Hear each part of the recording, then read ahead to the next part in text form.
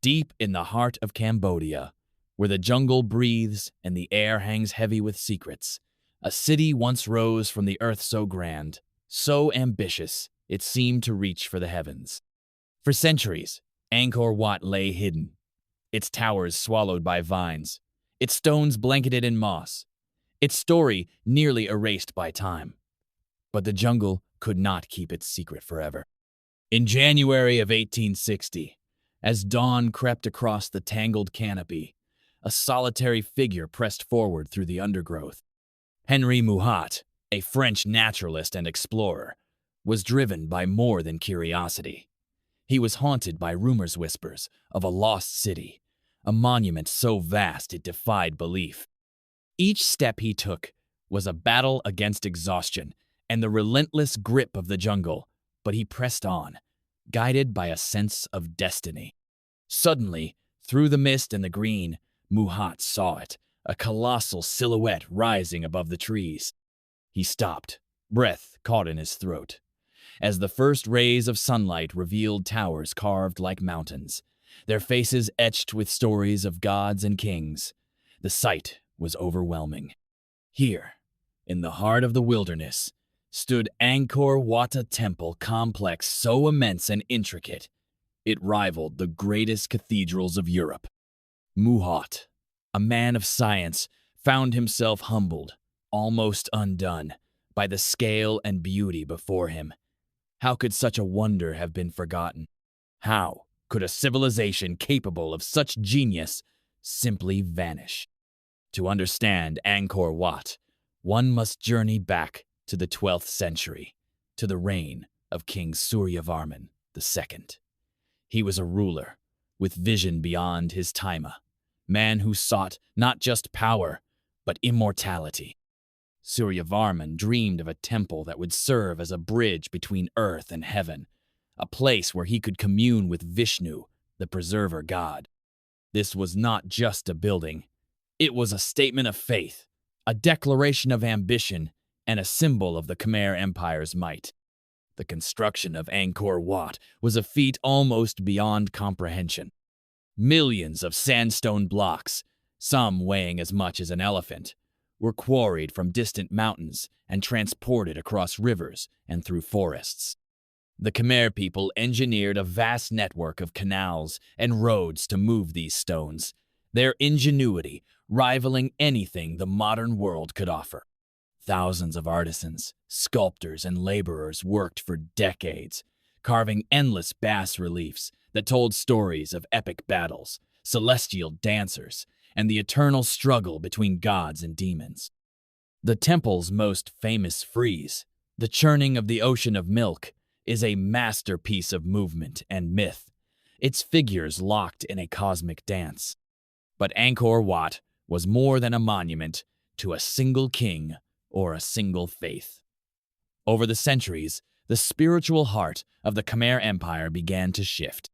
While the temple was originally dedicated to Vishnu, the people gradually embraced Buddhism. The walls, once adorned with Hindu deities, began to feature images of the Buddha. This transformation was not marked by violence or destruction, but by a gentle blending of beliefs, a testament to the resilience and adaptability of the Khmer spirit. The empire reached its zenith under Jayavarman VII, a king remembered for his compassion and vision. He built Angkor Thom, a fortified city, and the enigmatic Bayon Temple, its towers adorned with serene, smiling faces. Under his rule, the empire flourished, its cities bustling, its fields abundant. Yet, beneath this golden age, cracks began to form. The very system that sustained Angkor, the intricate web of canals and reservoirs that brought life to the land, became its greatest vulnerability. The Khmer depended on the rhythm of the monsoon, on rains that could be generous or cruel. When drought struck, or when floods overwhelmed the land, the delicate balance was shattered. Crops failed. Hunger spread. At the same time, wars with neighboring kingdoms drained the empire's strength. The Siamese, in particular, became a relentless threat, their armies pressing ever closer. But Angkor's fall was not sudden. There was no single disaster, no fiery end. Instead, it was a slow unraveling.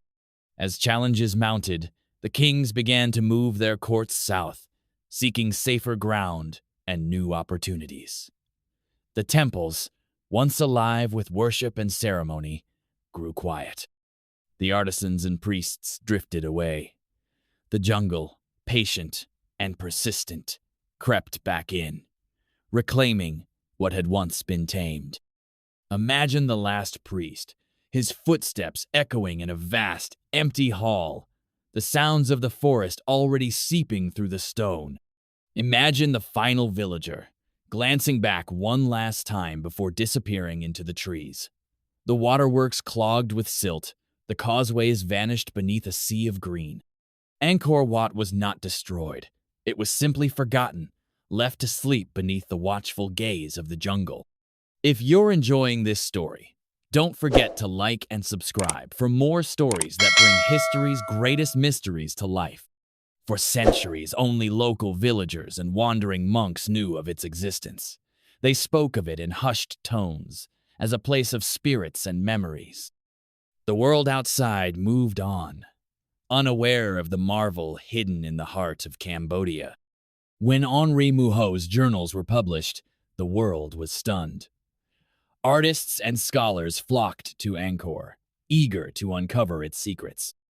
Restoration began, slow and painstaking, as each stone was cleared, each carving revealed. The story of Angkor Wat, once nearly lost, began to emerge again. Today, Angkor Wat stands as a testament to human ambition and resilience. Visitors from every corner of the globe walk its ancient paths, marveling at its scale and beauty. They feel the weight of history in every stone, the echo of prayers in every hall. Angkor Wat is a reminder of what humanity can achieve and what it can lose. Yet, even in its restored glory, Angkor Wat whispers a warning. It tells of the fragile balance between civilization and nature, of the dangers of overreaching, and of the quiet power of time. It asks us to remember that even the greatest achievements can be swept away, hidden beneath the leaves, waiting for someone to find them again.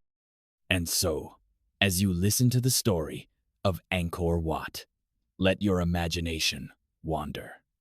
What other wonders lie hidden, waiting for discovery? What stories remain untold, just beyond the edge of the map? The jungle still holds its secrets, and history is always waiting for those brave enough to seek it.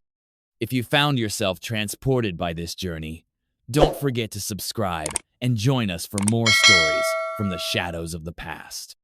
Until next time, keep exploring, keep wondering, and remember, the greatest adventures are often the ones that begin with a single, curious question.